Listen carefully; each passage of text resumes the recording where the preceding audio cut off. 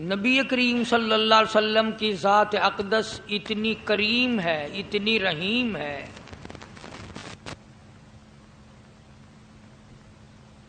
اللہ پاک نے قرآن کریم میں فرما دیا کہ مومنین کے لیے میرا محبوب بڑا رؤوف ہے، بڑا رحیم ہے۔ سبحان اللہ، سبحان اللہ۔ امت کے حالات کو دیکھ کر جلدی برداشتہ دل برداشتہ نہیں ہو جاتے۔ بڑے سے بڑے وقت میں بھی سرکار مدینہ صلی اللہ تعالی علیہ وسلم نہ گھبرائے۔ سبحان اللہ۔ امت کے بعد لوگوں کو یہ حصہ ملتا ہے اور بعض کو نہیں۔ اللہ تعالی ہم سب کو وسیع الظرف ہونے کی توفیق عطا فرمائے اور مزاج میں تحمل اور بردباری کی اللہ پاک ہم سب کو توفیق عطا فرمائے۔ ہے مسئلہ بڑا مشکل۔ اپنے مخالف کو دیکھ کر کے یہ بات کہہ دینا کہ میں نے تجھے معاف کر دیا، یہ بہت بڑی بات ہے۔ جنہوں نے رات دن دکھ دیے ہوں، راستوں میں کانٹے بچھائے ہوں، وہ عورت جو ہر روز کوڑا کرکٹ مٹی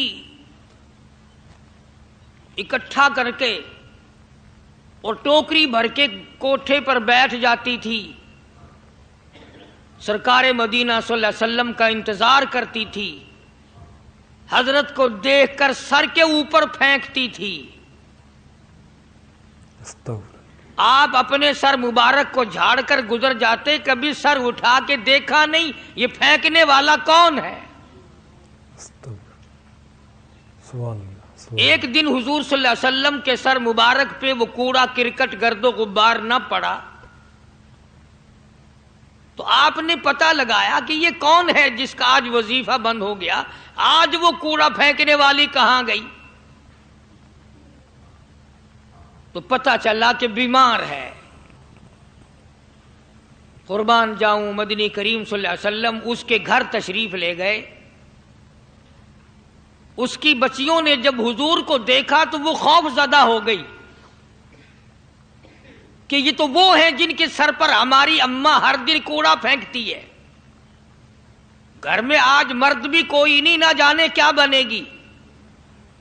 ان بچیوں نے شور مچایا، امی امی امی، وہ آ گئے جن کے سر پہ کوڑا پھینکتی ہو۔ وہ بھی گھبرائی کہ نہ جانے آج کیا ہوگا، مگر سرکار مدینہ صلی اللہ تعالی علیہ وسلم نے آگے بڑھ کر کے فرمایا، مائی میں نے سنا ہے تو بیمار ہے، میں تیری بیمار پرسی کے لیے آیا ہوں، کوئی کام ہو دوا کا، دارو کا، خدمت کا مجھے بتا، میں کرنے کے لیے تیار ہوں۔ سبحان اللہ، سبحان اللہ، واہ واہ، کیا بات ہے۔ وہ سوچنے پہ مجبور ہوئی، میں نے ساری عمر دشمنی کی، بے عزتی کی، امام الانبیاء کے سر مبارک پہ مٹی اور کوڑا، اور یہ میری بیمار پرسی اور تیمارداری کے لیے آئے۔ بس کھڑی ہو گئی اور کہنے لگی، کالی کملی والے اب دیر نہ لگا، جلدی کر کلمہ پڑھا، ایسا نہ ہو مخالفت اور دشمنی پہ دم نکل جائے۔ سبحان اللہ، سبحان اللہ، ماشاء کیا بات ہے۔ آج میں اور آپ سبھی اس میں شامل ہیں، کہاں سے یہ سنتیں لائیں؟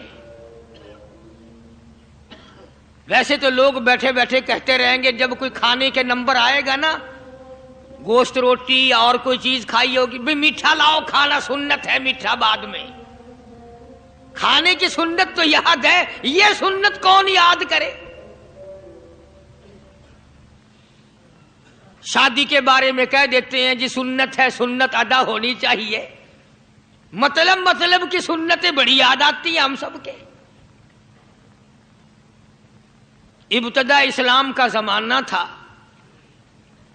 حضور کریم صلی اللہ علیہ وسلم مکہ مکرمہ سے باہر تشریف لائے تو ایک مائی بوڑھی سر پہ گٹھڑی سامان کی ہے، ہاتھ میں پانی پینے کے لیے ایک لٹیا ہے، گڈوی ہے، باہر نکلی اور وہ سامان اٹھانے کی ہمت نہیں رکھتی۔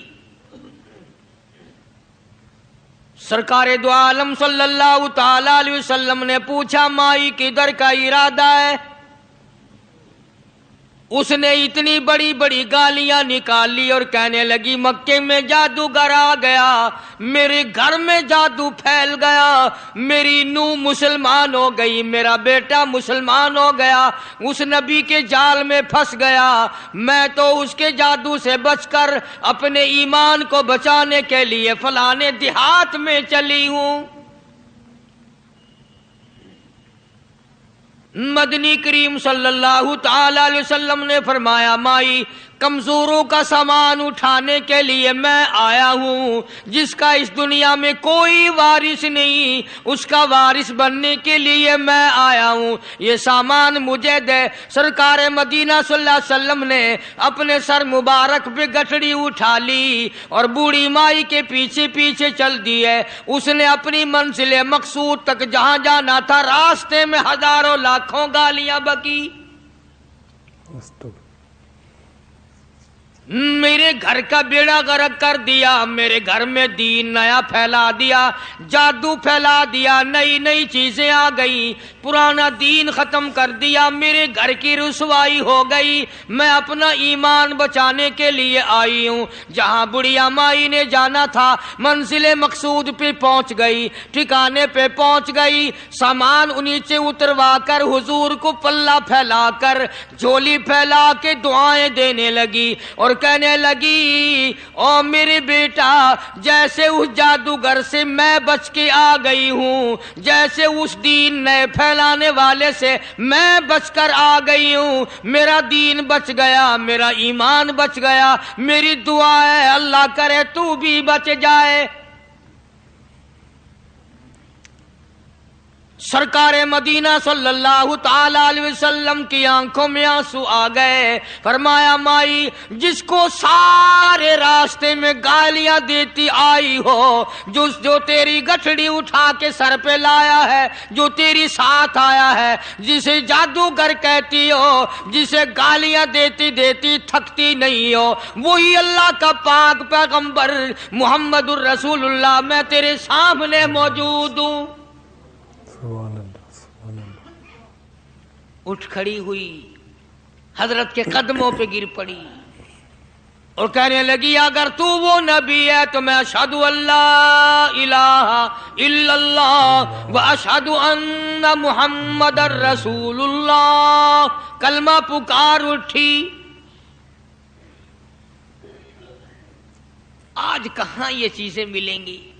اور اگر آپ لوگ تلاش بھی کرتے ہیں تو صرف مولویوں کے لیے، جی اخلاق مولویوں کے اندر ہونا چاہیے، کردار مولویوں کے اندر ہونا چاہیے، پاک دامنی مولویوں کے اندر ہونی چاہیے، سچائی اور سچ بولنا صرف مولویوں کے لیے ہونا چاہیے، باقی لوگ سارے ہی لانتی ہو کے مرنے چاہیے جھوٹ بول بول کے۔ اور خدا کا دروازہ تو سب کے لیے برابر ہے۔ یہ تمہیں کس نے تعلیم دی کہ سچ بولے تو مولوی، اور حلال کھائے تو مولوی، اور پاک دامن رہے تو مولوی، زنا سے بچے تو مولوی، قتل سے بچے، تمہارے لیے سب کچھ جائز ہے۔ یہ ایک ذہن ہے پوری دنیا کے مسلمانوں کا کہ جی ہم تو عوام ہیں، ہمارا کیا ہے۔ مدنی کریم صلی اللہ علیہ وسلم کا دین بادشاہ کے لیے، وزیر کے لیے، پیر اور فقیر کے لیے، ایک مزدور اور ایک عام آدمی کے لیے، سب کے لیے اللہ کا دین برابر ہے۔ اس میں کسی کی لحاظ نہیں کہ بھئی اس کا تو یوں کر دیا جائے چلو کوئی بات نہیں، وہاں کوئی بات نہیں تو مسئلہ ہی نہیں۔ جتنے سانس لے رہے ہو، جتنے بھی سانس آ جا رہے ہیں، تمام ایک ایک سانس کا حساب و کتاب ہوگا۔ اسی لیے تو بزرگ فرماتے ہیں کہ ہر وقت اور ہر لمحہ موت کو اپنے سامنے رکھو، تیاری رکھو ہر وقت، جب بلاوا آئے کہ میں جی تیار۔ اللہ والوں نے یہی تو تربیت کی۔ تم اللہ والوں کے قریب نہیں جاتے، فنکاروں اور ٹھگوں کے قریب جاتے ہو، نیک بندوں کے قریب بیٹھنا پسند نہیں کرتے. کیوں؟ اس لیے کہ نہ وہ تمہاری خوشامد کرے گا نہ تمہارا وہاں جی لگے گا. چاپلوسی کرے گا لفنگا آدمی، چمچا گیری کرے گا نکما آدمی. اگر کسی کو دین ایمان اپنا بنانا ہے تو اس کے لیے کوشش کرنی پڑے گی. اللہ کی ہدایت کسی کے پیچھے دوڑی نہیں پھرتی، اللہ کی ہدایت کو آدمی کو خود تلاش کرنا پڑے گا.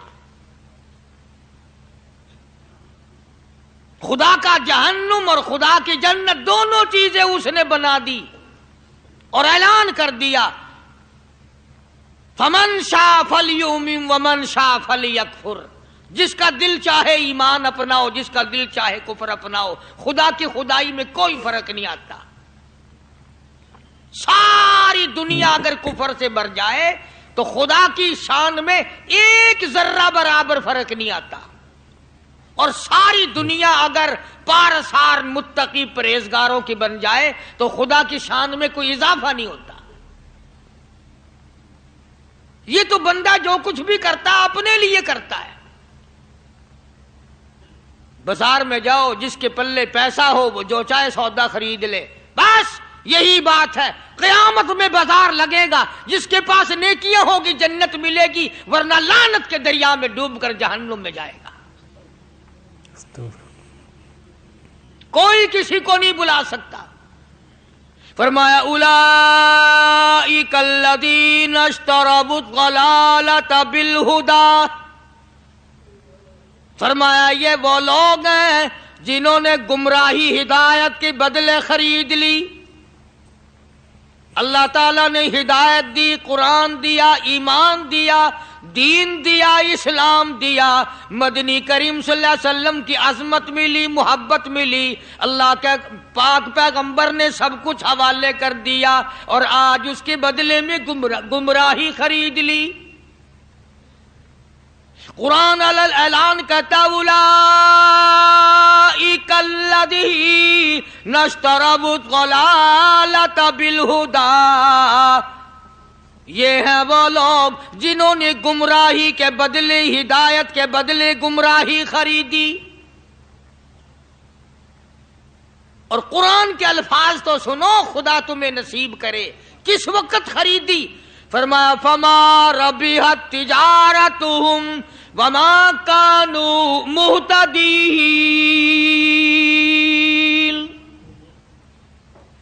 ہدایت ملنے کے بعد، مسلمان کے گھر میں پیدا ہونے کے بعد، مسلمان کہلانے کے بعد، ایماندار کہلانے کے بعد، اتنی بدعملی، اتنی بدتمیزی، اتنا گناہ کیا کہ مرتے وقت ادھر دم نکلا، ادھر جہنم میں پھینک دیا گیا.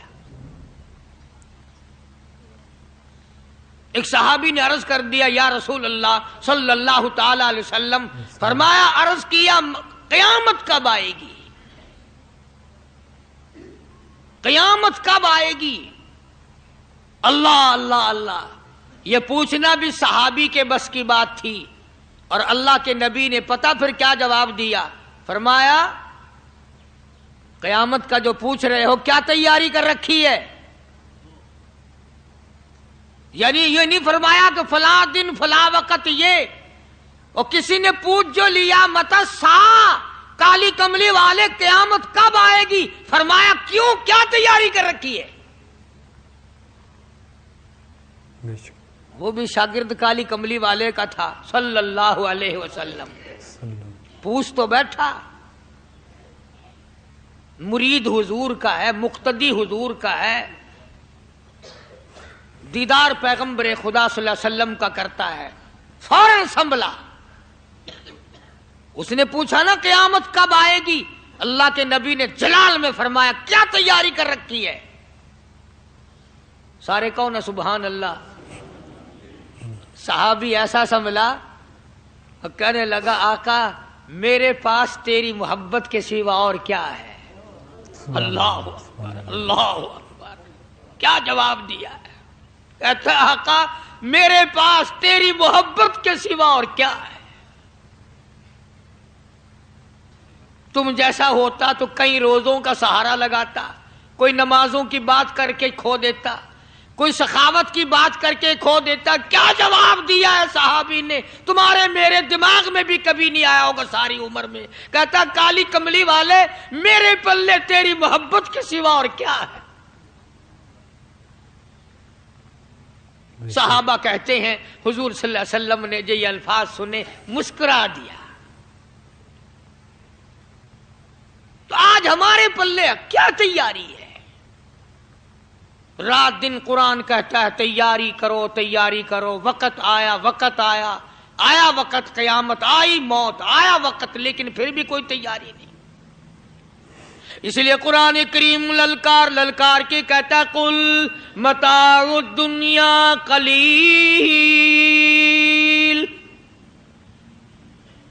دنیا بہت تھوڑے دنوں کا سودا ہے، سمجھ لو.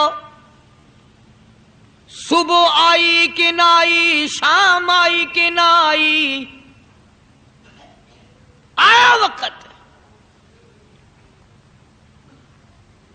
قرآن کریم نے ہر ممکن طریقے سے مسلمانوں کی تمام زندگی کے شعبہ جات کو پورا کرنے کے لیے لاہ عمل دیا. میں ایک رخ آپ کو آج دینا چاہتا تھا، اور وہ یہ کہ نبی پاک صلی اللہ تعالی علیہ وسلم نے اس امت کے سامنے کس قسم کے نمونے نہیں رکھے. اخلاق و کردار میں سے کون سی بات حضور صلی اللہ علیہ وسلم نے چھوڑی؟ ہم اپنا پیٹ پہلے بھرتے ہیں، دوسرے کے لیے اگر سوچتے بھی ہیں تو وہ بھی بعد میں. یہاں معاملہ کچھ اور ہے. غزوہ خندق کا زمانہ ہے، مسلمانوں پہ بڑی تنگی اور بڑی پریشانی کا وقت ہے.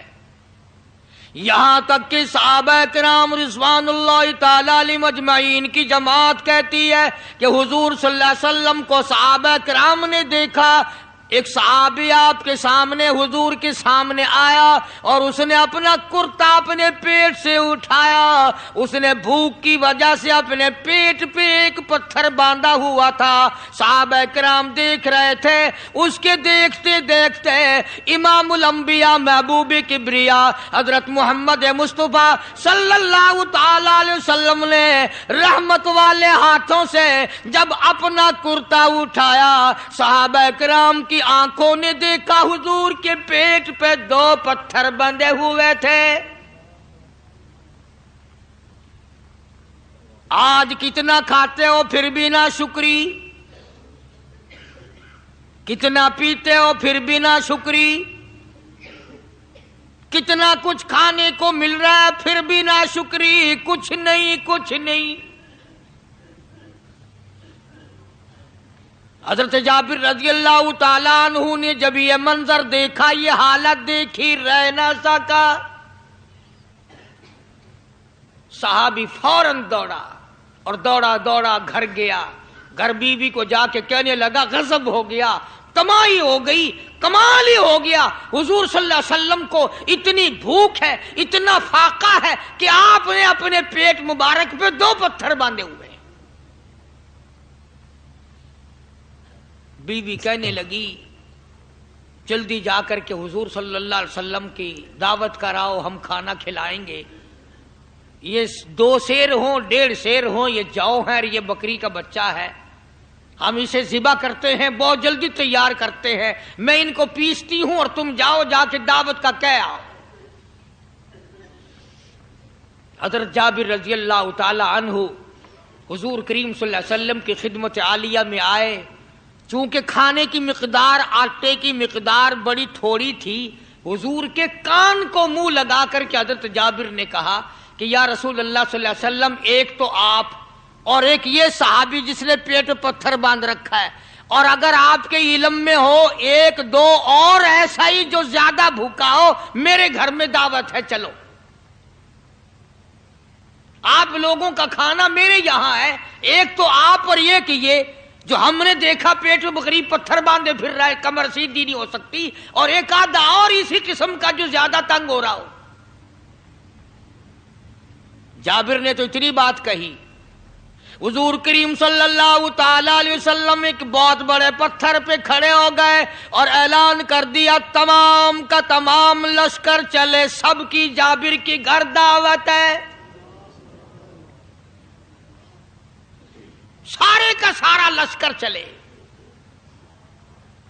ساری فوج، بلکہ اعلان کر دیا چلو سارا مدینہ چلے. حضرت جابر رضی اللہ تعالیٰ عنہ وہیں تو کھڑے تھے، بس قدموں کے نیچے سے زمین نکل گئی کہ یہ کیا بنا. کھانا تو 2-3-4 آدمیوں کا مشکل بنے گا، یہ 12,000 سے زیادہ بڑا لشکر ہے اور آپ نے سب کو اعلان کر دیا، اب کیا بنے گا. حضرت جابر دوڑے دوڑے پریشانی کے عالم میں گھر گئے، گھر والی کو کہنے لگے کہ کام خراب ہو گیا. بیوی کہنے لگی کیوں؟ انہوں نے کہا میں نے تو اللہ کی بندی ایک تو حضرت کی دعوت کی تھی اور ایک وہ دوسرا جو پیٹ میں پتھر باندھے ہوئے آیا تھا، اور میں نے عرض کیا تھا کہ 1-2 اور اسی طرح کا جو زیادہ تنگ ہو رہا وہ دعوت ہے. حضور نے تو سارے لشکر کو اعلان کر دیا کہ چلو جابر کے گھر دعوت ہے. سبحان اللہ. کبھی کبھی عورتیں بھی ایسی بات کر دیتی ہیں جو مردوں کو نہیں آتی،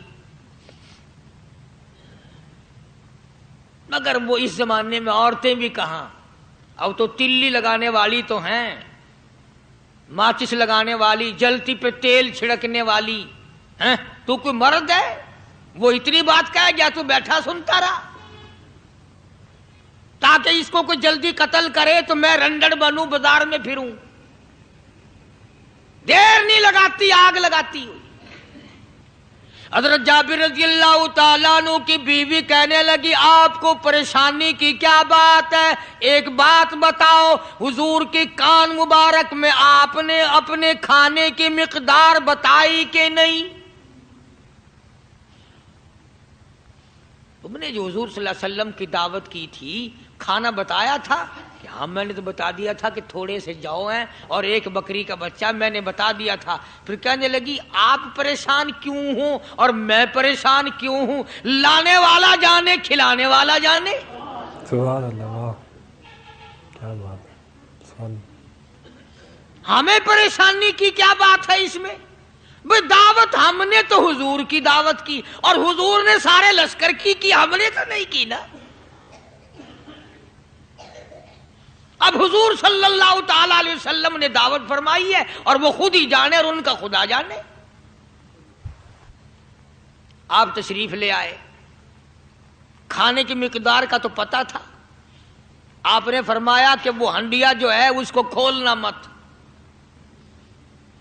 اور وہ جو آٹا ہے جب تک میں نہ آؤں پکانا شروع مت کیجو. آپ نے اپنا لعاب مبارک آٹے میں بھی ملا دیا اور ہنڈیا میں بھی ڈال دیا. اس کے بعد پکانا اور کھلانا شروع کیا گیا. علماء اکرام نے لکھا ہے 12,000 کا لشکر بھی کھا گیا، کھانا جتنا تھا اتنا ہی باقی. سبحان اللہ، سبحان اللہ، ماشاء اللہ. سارے کا سارا لشکر کھا گیا، سارا مدینہ کھا گیا.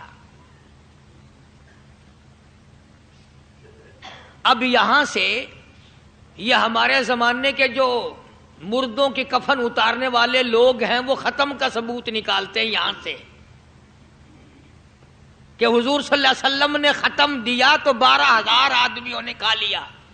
چلو ہم بھی مانتے ہیں، آج یہ ختم دے کر ایک کا کھانا 2 کو تو کھلا کے دکھائیں. ارے وہ تو معجزہ ہے محمد عربی صلی اللہ تعالی علیہ وسلم کا، اور وہ تو آپ کے لعاب مبارک کی برکت ہے، آپ کی دعا کی برکت ہے. بے شک. یہ تمہیں کس نے بتایا کہ حضور صلی اللہ علیہ وسلم نے جابر کے کھانے پہ بیٹھ کر ختم پڑھا تھا؟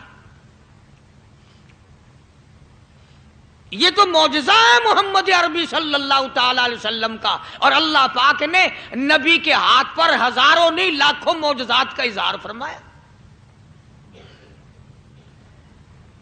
تو یہاں سے غلط چیزوں کا اجرا کرنا، آگے آپ لوگوں نے سنے ہوں اور پھر وہ ختم ہو گئے. پھر حضور تشریف لائے اور انہوں نے ان دونوں بچوں کو مردوں کو چھپا کے رکھ دیا. جب بچوں کو لایا گیا تو مردے تھے. حضور نے بچوں کو فرمایا تم زندہ ہو جاؤ. وہ کہنے لگے جب تک ہماری بکری کا بچہ زندہ نہ ہو ہم زندہ نہیں ہوتے. وہ ہڈیاں جوڑی, حضور نے بکری زندہ کری جب وہ بچے کھڑے ہوئے. سبحان اللہ سبحان اللہ سبحان اللہ ماشاء اللہ. دوستو تو آج کی ویڈیو میں اتنا ہی. تو اگر آپ کو ویڈیو اچھی لگے تو پھر لائک کا بٹن دبا دیجیے, اور اسی ویڈیو کا نیکسٹ پارٹ انشاءاللہ کل اپلوڈ ہوگا. تو اگر آپ نے اس کا سیکنڈ پارٹ دیکھنا ہے تو چینل کو سبسکرائب کرنا اور بیل آئکن بٹن دبا دیجیے, اور انشاءاللہ ملتے ہیں جلد. تب تک اللہ حافظ.